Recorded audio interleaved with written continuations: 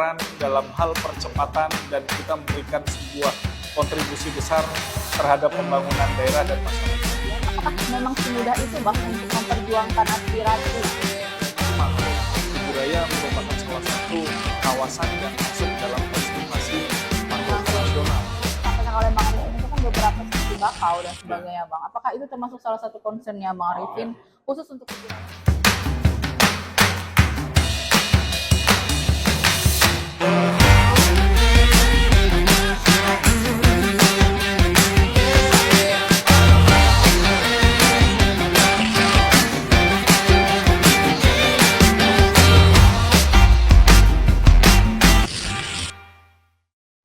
Assalamualaikum warahmatullahi wabarakatuh. Halo sahabat Insight, senang sekali. Hari ini saya Dina Prihatini Wardoyo kembali menemani sahabat Insight di Insight Talk kita di bulan Agustus 2025. Sudah bersama saya anggota Komisi 2 DPRD Kabupaten Kuburaya yang akan membahas terkait dengan profesi beliau sebagai anggota Dewan. Dan juga ternyata beliau ini dulunya adalah Kades. Langsung aja saya sapa. Assalamualaikum Bang Arifin Nur Aziz. Waalaikumsalam sahabat Insight. Sehat ya Bang? Alhamdulillah. Alhamdulillah sehat. Alhamdulillah sehat. Ya Bang, tadi saya sedikit cerita nih ke sahabat Insight yang ada di rumah. Ternyata Bang Arifin setelah sekarang ini menjadi anggota Komisi 2 ya Bang? Komisi 2, iya. Ternyata sebelumnya Bang Arifin ini adalah Kades. Yeah. Ini sangat menarik sekali Bang, karena dari kepala desa kemudian menentukan menjadi wakilnya masyarakat nih Bang. Yeah. Boleh cerita sedikit ke sahabat Insight yang ada dimanapun? Siap.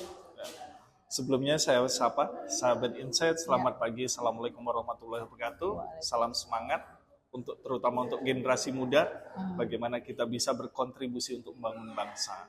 Izin perkenalkan, saya Arifin Nur Aziz, saya kelahiran 12 Oktober 1986 dan saya dibesarkan di desa pesisir, di desa Sumbragung, Kecamatan Batu Ampar, Kabupaten Kuburaya.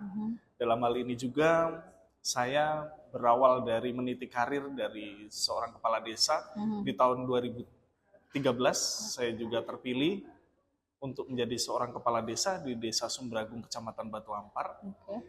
Itu bukan sebuah pilihan, tetapi ini sebuah kewajiban saya, terutama sebagai putra daerah, khususnya di Sumbragung.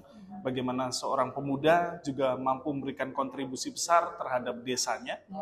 Sebelumnya saya juga lama di Pontianak. Saya mulai dari lulus SD tahun 1999, saya lulus SD dan saya menimba ilmu di kota, alumni SMP 8 Pontianak, SMA 8 Pontianak, dan saya kuliah di Fakultas Hukum Universitas Tanjung Pura, dan saya juga sudah bekerja di beberapa perusahaan dan lain sebagainya. Dan di 2013 pada saat itu ada momen pemilihan kepala desa. Dan saat itu pula saya juga tergerak bagaimana saya yang notabene putra daerah dan juga sudah mendapatkan beberapa pengalaman dan lain sebagainya. Saya juga berpikir bagaimana saya harus memberikan sebuah kontribusi positif terutama untuk desa saya. Dan pada saat itu saya menyalonkan diri sebagai kepala desa. Alhamdulillah saya terpilih. Dengan pada saat itu di usia 26 tahun sebagai kepala desa, saat itu kepala desa termuda. Dan ini menjadi tantangan besar bagaimana di usia yang masih cukup muda kita juga harus mampu menempatkan diri, memposisikan diri untuk bisa memimpin sebuah desa dengan berbagai macam ragam kultur budaya, sisi sosial dan dari sisi usia itu menjadi sebuah tantangan besar.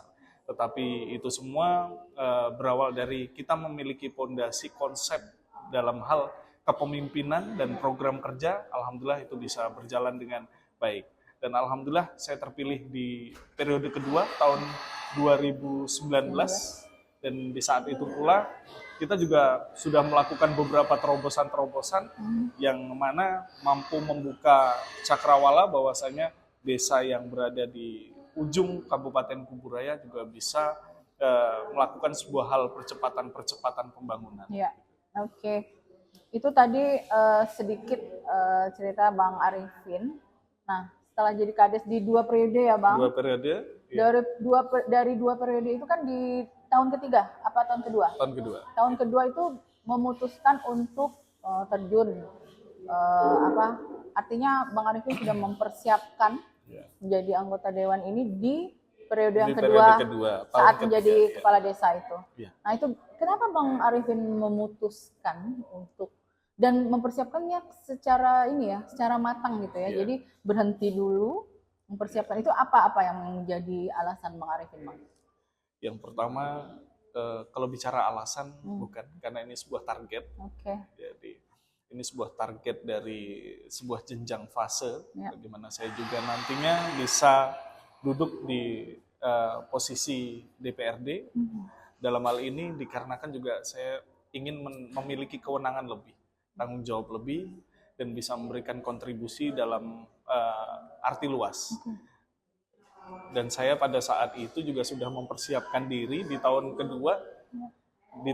kedua periode jabatan saya juga memutuskan saya harus resign di tahun 2023 awal untuk persiapan mengikuti kontestasi Pileg di tahun 2024, dan di saat itu pula saya memberikan satu jenjang waktu 1 tahun dikarenakan kita juga harus bisa memberikan ruang agar juga tidak berbenturan kewenangan antara kepala desa dan kepentingan saya dalam legislatif. Nah ini Bang yang tadi disebutkan oleh Bang Arifin itu menjadi anggota dewan kemudian menjadi kepala desa, tidak membenturkan yang tadi Bang Arifin sampaikan itu, apakah semudah itu ketika mengimplementasikan di lapangan berhadapan dengan anggota dewan lainnya, kepentingan, kemudian ada kepentingan partai, kemudian ada kepentingan dari masyarakat sendiri, gimana Bang? Kita juga sudah membuat satu pola konsep bagaimana persiapan diri pribadi saya, bagaimana saya harus melaksanakan tugas tanggung jawab saya sebagai kepala desa, dan di satu sisi bagaimana peran saya dan kiprah saya di dalam internal partai maupun kepentingan dari mungkin calon anggota dewan yang lainnya. Juga pada intinya kita juga berjalan sesuai apa yang sudah kita rancang, kita konsep, bahwasanya kita niatkan apa yang akan kita lakukan ini adalah berperan dalam hal percepatan dan kita memberikan sebuah kontribusi besar terhadap pembangunan daerah dan masyarakat, khususnya di dapil saya, Kubu Batu Ampar Terentang.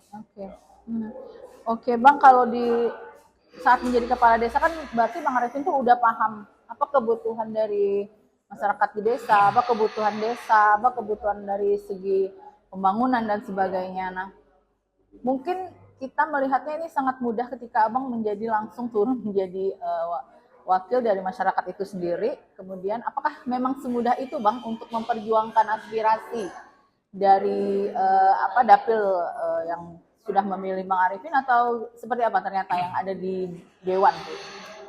Bermodalkan dari pengalaman sebagai kepala desa. Pastinya kepala desa ini merupakan sebuah miniatur negara. Mulai dari sebuah perencanaan kita, bagaimana kita mampu merangkul sosial masyarakat, dan bagaimana kita merencanakan sebuah perencanaan pembangunan, baik pembangunan fisik, pembangunan manusia, maupun lainnya. Ini merupakan sebuah modal besar, terutama untuk diri pribadi saya, bagaimana nantinya ini menjadi tolak ukur saya sebagai anggota DPRD dalam rangka tadi memberikan kontribusi dan percepatan di segala aspek. Apakah sulit?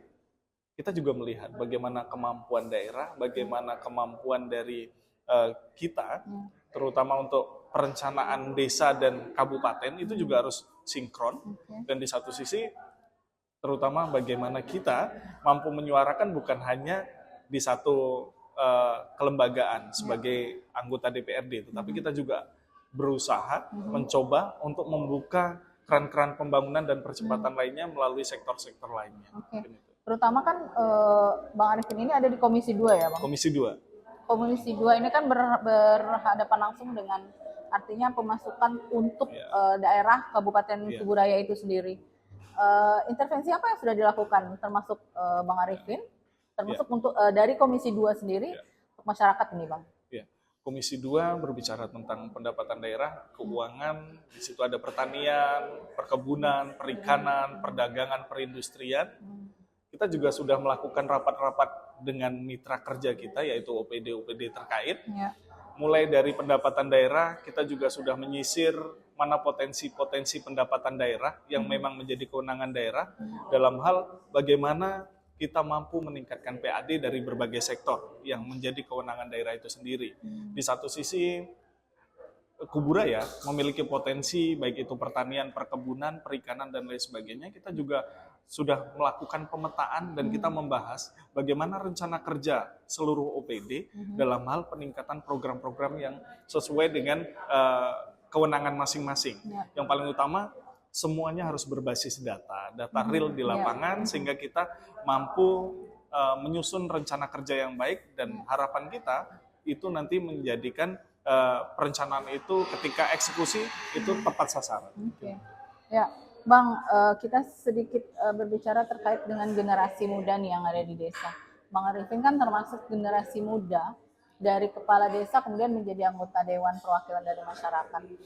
Pemuda-pemuda yang ada di desa, termasuk Bang Arifin, apakah melihat potensi pemuda di Kuburaya khususnya di Batu Ampar ya, Bang? Ya. Apakah itu bisa melakukan hal yang sama dengan Bang Arifin, meski tidak di bidang yang sama mungkin, tetapi apakah kesempatan itu juga bisa mereka dapatkan, Ya. Bang? Sahabat Insight pasti pengen tahu. Pada intinya, ketika tongkat estafet itu harus diterima oleh seorang pemuda, karena kita juga generasi penerus dari sebuah peradaban, pastinya semua harus mampu. Terutama diri kita, bagaimana penguatan kemampuan diri, indeks pembangunan manusia kita juga harus tingkatkan, bagaimana kualitas diri kita juga tingkatkan. Kalau bicara bukan hanya di dunia politik saja, di seluruh aspek Seluruh bidang harapan, ya, Bang, ya? iya, seluruh bidang kita harus juga tingkatkan, baik itu pendidikan, baik itu kesehatan, maupun bagaimana peran kita di masyarakat melalui keorganisasian, kelembagaan-kelembagaan, baik itu di desa, Karang Taruna, dan lain sebagainya, itu bisa kita lakukan. Jadi bukan monoton harus kita terjun ke dunia politik, maka baru kita bisa berkontribusi. Tetapi di seluruh bidang kita bisa lakukan itu.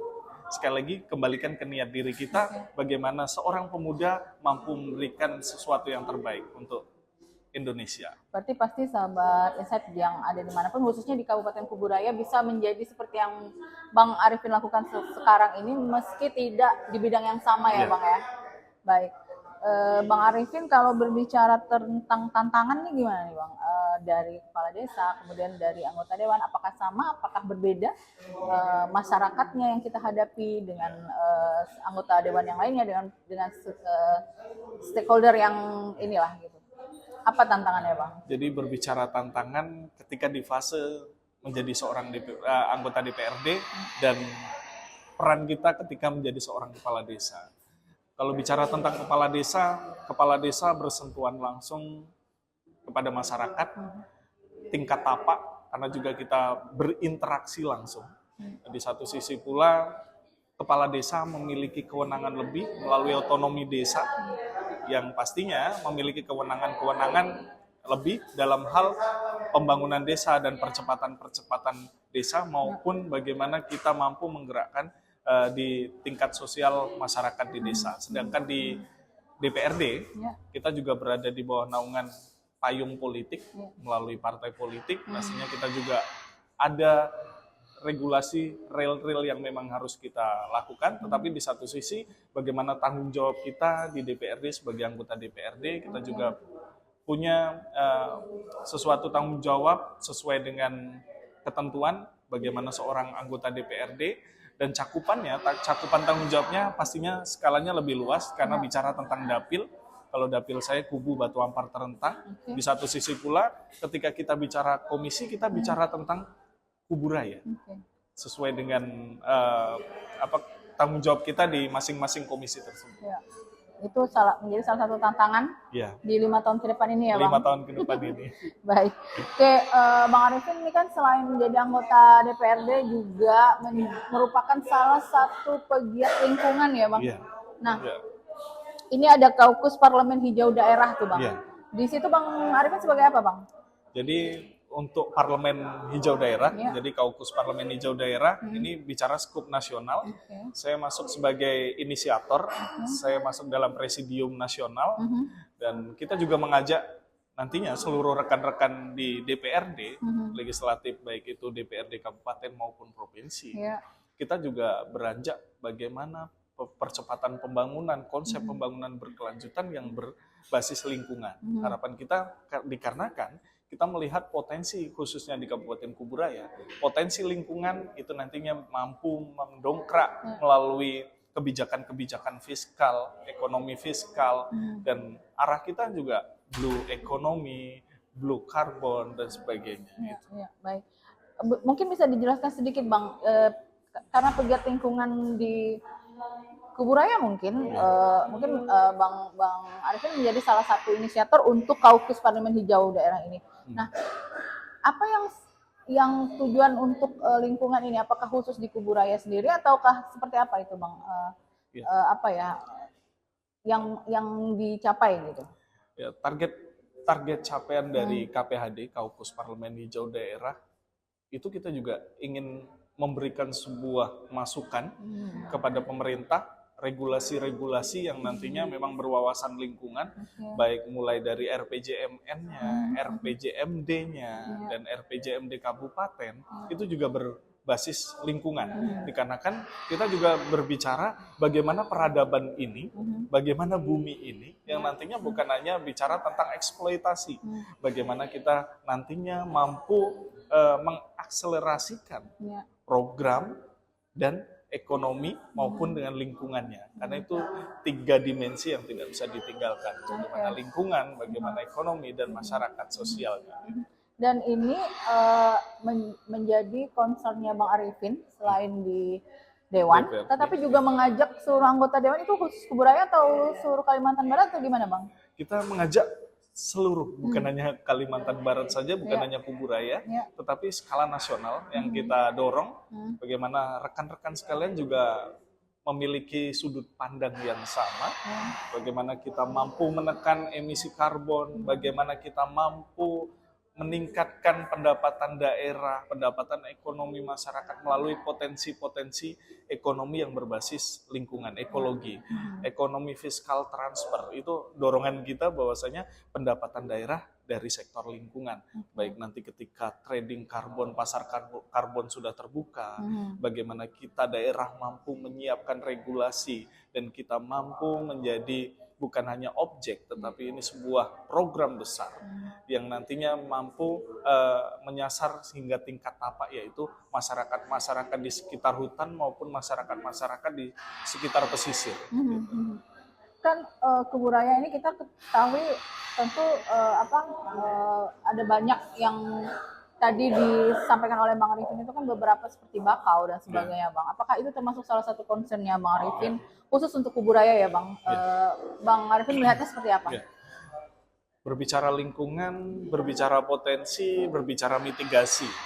Jadi mulai dari potensi gambut yang ada di Kuburaya, sebagian besar wilayah Kuburaya merupakan kawasan gambut yang ketika musim kemarau itu rawan terbakar, dan di satu sisi pula gambut memiliki nilai ekologi yang cukup tinggi. Meskipun bicaranya bahwasanya ada dibagi mengenai gambut dalam, mengenai gambut budidaya, tetapi di satu sisi itu merupakan sebuah potensi besar yang nantinya kita juga akan menjadikan itu sebagai indikator besar di Kuburaya. Selain itu mangrove.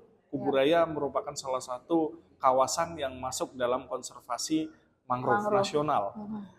Itu sebuah konsen besar, dan bagaimana kita mampu menjaga pesisir, mampu menjaga gambut, menjaga mangrove, yang pada intinya nanti akhirnya pola-pola itu dan objek-objek tersebut nantinya mampu membawa potensi besar untuk Kuburaya, baik pendapatan masyarakat maupun pendapatan daerah.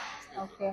Ternyata ini lingkungan dengan apa wakil masyarakat di DPRD Kuburaya ternyata sangat berkesinambungan ya Bang, ternyata ya, dari peduli dengan lingkungan, kemudian bisa program-program yang masuk untuk di DPRD, tentu masyarakat Kuburaya yang akan menikmati manfaatnya itu ya Bang ya. Nah, Bang Arifin melihat dari dapil Bang Arifin sendiri terkait dengan tadi Komisi 2 kan kita concernnya terhadap gitu ya. Bagian ini ya Bang. Nah, dengan lingkungan Bang Arifin melihat potensi dari daerah-daerah yang, apalagi Bang Arifin adalah kepala desa yang sebelumnya sudah ada di situ gitu. Bang Arifin melihat masyarakat yang ada di sana seperti apa Bang? Perencanaan kolaboratif yang nantinya kita akan lakukan, bahwasanya skema-skema mulai dari sinergitas program antar program, baik itu potensi dari perkebunan, kehutanan, pertanian pangan, perikanan, dan di satu sisi pula sebuah pola konsep yang nantinya terintegrasi. Kita juga berharap program yang masuk nantinya saling berkesinambungan, berkaitan, dan itu nanti membawa sebuah dampak yang luar biasa untuk masyarakat, tetapi sekali lagi dengan sistem perencanaan dan support lebih, pastinya kita harapkan mampu meningkatkan nilai-nilai ekonomi masyarakat. Iya, baik. Bang Arifin sebagai anggota DPRD Komisi 2 di Kabupaten Kuburaya, adakah program yang khusus, yang pasti sudah yang disebutkan oleh Bang Arifin tadi, termasuk lingkungan, terutama untuk menunjang peningkatan perekonomian dan sebagainya itu. Di 5 tahun ke depan yang menjadi concern sekali Bang Arifin khusus untuk Kabupaten Kuburaya di daerah dapilnya itu apa Bang? Fokus untuk Komisi 2, jadi sesuai bidang saya, bagaimana pertanian, pangan, ketahanan pangan yang ini merupakan cita-citanya dari Presiden Prabowo, bahwasanya kita juga sangat support. Dan pastinya kita memetakan mana potensi-potensi pertanian pangan yang harus pastinya kita lindungi, karena alih-alih fungsi lahan dan sebagainya itu sangat luar biasa. Maka dari itu perlunya pemetaan kawasan-kawasan pangan yang memang harus kita lindungi. Dan di satu sisi melalui tadi perkebunan, kehutanan, sektor mangrove, perikanan dan lain sebagainya, kita juga konsen terhadap perlindungan kawasan konservasi, ekonomi masyarakat yang berbasis ekologi, dan yang tidak lupa kami juga berusaha mencari peluang-peluang, dana-dana donor, program-program dari teman-teman NGO yang bisa kita arahkan ke Kuburaya. Dan tahun ini juga sudah ada beberapa program yang rencananya akan masuk untuk mensupport seluruh aspek, baik itu tadi pertanian pangan, ekonomi masyarakat, ekonomi alternatif, menjaga lingkungan, dan lain sebagainya. Oke, baik Bang Arifin, kita masuk di sesi terakhir. Nanti kita akan sambung lagi di next episode ya Bang, dengan berbagai macam. Karena sahabat Insight, Bang Arifin ini ternyata banyak sekali profesinya. Selain anggota DPRD, Bang, mungkin ada tips untuk sahabat Insight di rumah, kan anak muda menjadi kepala desa, kemudian menjadi anggota DPRD Kuburaya. Apa yang harus dilakukan oleh sahabat saya seperti yang tadi kita sampaikan itu, tapi lebih kepada mungkin secara pribadi apa aja yang bisa Bang Arifin lakukan yang juga bisa dilakukan oleh sahabat Insight yang ada di rumah. Silakan Bang. Terima kasih sahabat Insight, bahwasanya bagaimana diri kita lebih memberikan kebermanfaatan untuk masyarakat banyak, karena pastinya sebaik-baiknya manusia adalah manusia yang memberikan kebermanfaatan untuk manusia lainnya. Pastinya tingkatkan kualitas diri kita, juga kita jalin relasi kita, terutama bagaimana kita dasari, kita harus memberikan kontribusi besar baik terhadap masyarakat, terhadap negara, dan terhadap agama kita. Yang paling utama bagaimana penguatan kemampuan diri. Gitu. Baik, Bang Arifin, terima kasih banyak Bang. Nanti kita sambung lagi di episode yang selanjutnya. Terima kasih sahabat Insight. Kita akan kembali bertemu di tema yang selanjutnya bersama saya Dina Prihatini Wardoyo. Terima kasih. Assalamualaikum warahmatullahi wabarakatuh. Waalaikumsalam.